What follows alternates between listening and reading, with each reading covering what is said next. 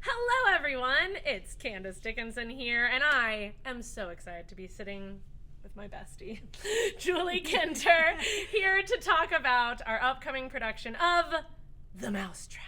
Dun dun dun.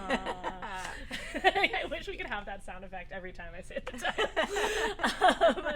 So yes, Julie, let's start it off the way we always do, which is kind of a weird question for this show of how did this get in this season with you directing it? You mean The Mousetrap? The Mousetrap. Dun dun dun. Exactly. Well, we were sitting around in the office talking titles and getting ready for the next year, and it was like, well, it's a fall show. We should get a little bit, spooky. So yeah, I know. I mean, it really was very organic. I mean, I know we had. If you don't know, we share an office, and so Julie and I talk about titles and shows and distract each other from work all the time. and it just, I remember we kept talking about different titles, and this one just felt like a Julie show. We were kind of talking about that before. Like, you do so well with kind of these, like, small casts that are very character-driven shows. You're so good with working with actors and kind of bringing these characters out. You like a little darkness, I know. So it just felt like a Julie show. yeah. And it's been a Julie show. It's been good. Yeah, I can't wait, dude. So let's then talk about. We normally talk about the synopsis, but I know with a whodunit, it's a little hard to talk about the plot without giving away the twists and turns. Yeah, I mean, obviously, if you know Agatha Christie, she has something of a formula. You get to. Each character gets introduced as they enter and so on, and so you realize that everybody is a suspect, and that's really all you need to know. Yeah. And you will watch the whole show trying to figure out which one did it. So, and Agatha Christie, she's just amazing. She already as a child, her imagination was cultivated because she was living in a nice big manor type home. Yeah. And her siblings were already older and grown up, so she had a lot of time to spend on her own, and so she had to use her imagination to entertain herself. And what an interesting child. I know. Just sitting there with the murder mysteries. No, and it just kept growing from there, because she, like, even during wartime, she volunteered as a nurse, and she helped actually. Not just nursing, but in the pharmaceutical portion, and so she got to know poisons real well. Oh my God! Yeah, I didn't know this. Lots of little things along the way, and then when her sister got married, she lived in a great big manor with all those kind of nooks and crannies and secret passages and stuff, and she would go visit, and I think it just fed her imagination, and she also learned how to just be anywhere and imagine or create characters out of the people she was watching, whether it was just sitting in a cafe or a restaurant inside of a hotel, anything. She just imagine these backstories and it was that. She just was always on it. So, and then really this show in particular was also inspired by a true event. Oh, yeah. With some young children that were put into a foster home and abused. So that's right. You said she really bases most of her stories on true events, right? Yeah. Yeah. So this one has a little bit of that too. And once you've seen the show, you can go do your research. Yes. If you want to know the real backstory of that. It's disturbing. I know you told me that. It was very sad. Yeah. Yeah. So yeah. That's amazing. And then I know we've been saying it basically all the time, but this is the longest running show in the history of theater. It never closed since its opening in the West End. It's been 70 years. Is what we were saying, it's in its 72nd year. It did have to close briefly for COVID, but as a production, it never left the building and was ready to reopen as soon as they could. So yeah. That's a great one. So let's talk about your concept, kind of what you are bringing to this production, because obviously it's been done for a very long time, as we just said. So what you're kind of bringing to this production here at HART.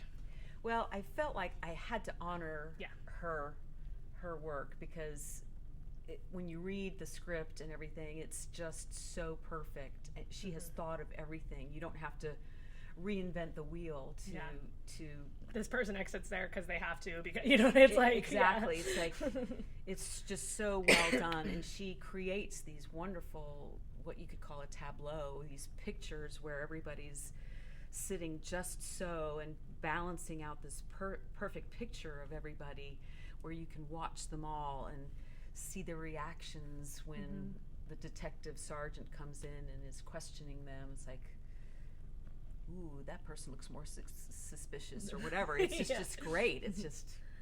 Yeah, I'm so excited. I can't wait to see it with this beautiful picture we've created with this set, putting it on, a different side than we normally do the sets in the Fangmire. It really kind of allows you to have that sprawling picture. Yes. Yeah, it'll be great. Yeah. Well, on that note, let's talk about some challenges you've had to overcome for this production.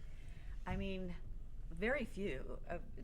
The cast is wonderful. You're going to enjoy everybody. They're really experienced and doing a wonderful job. The biggest thing was the set. It's a monster set. It's the biggest set we've made this year. Yeah. And for those who've come to the other shows this year, you know that we've had some really big ones this year, but it's very, very intricate, very detailed, huge. I mean, it's definitely the biggest set we've had in the Fangmire ever. Yeah. I mean, it's truly there's a full house in there right now. There's a manor. Exactly. The inside. I know we had the outside of a house for Good Old Girls. Now we're seeing the inside of a house for Mousetrap. Yes. But beautiful. I mean, it is. It's a a long build, and of course we had our recent fundraiser, the 40th anniversary party. For those who came, thank you so much. And that, of course, was in the space that you were using for rehearsals. So I know that also. Yeah, the challenges of working around all the other programming that we like to do here is always a little bit challenging, but luckily you do, like you said, you have real pros in this cast and on your production team, and of course you. So, yep, I'm glad you guys were able to make it work with all the things I threw at her. Well, let's talk about your favorite part of this show, whether it's the process or a moment in it or both. Oh gosh, I love tweaking the characters, once they've got them up on their feet and their scripts are out of their hands, and I'm watching and I can just see all these little intricate things that they can add to their characters and their movements or the moment to make the moment more intense. I love that. Yeah. It's my favorite part. I can't wait. And then the final question, the most important: why should people come and see this show? Because it's spooky and dun dun dun. Yes. It's just that time of year where we're all in the mood for a good mystery. It's getting a little chilly outside. Yeah. You're ready. Yeah. Yeah, I mean, it truly is. If you love thrillers, if you like murder mystery, if you like true crime, any of those things, I think that this is definitely a show for you. If you just like good theater, this is a show for you. Absolutely, because it is traditional murder mystery. It's not the modern thing. You have to think about how she wrote it 72 years ago or more, and it came out around 1950, which is the setting of the show.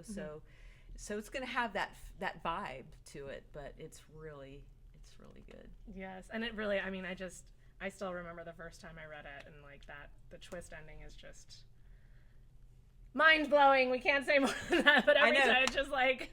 I know, because I was like, oh, it's that person. No, I know, it's that, yeah. I really thought I hadn't figured it out, and no, she does such a good job in this show. She does.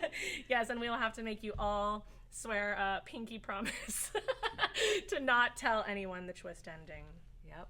Mm-hmm. And that is a tradition at the London's West End. They make the audiences swear to not spoil it for the next group. Yep. So I love it.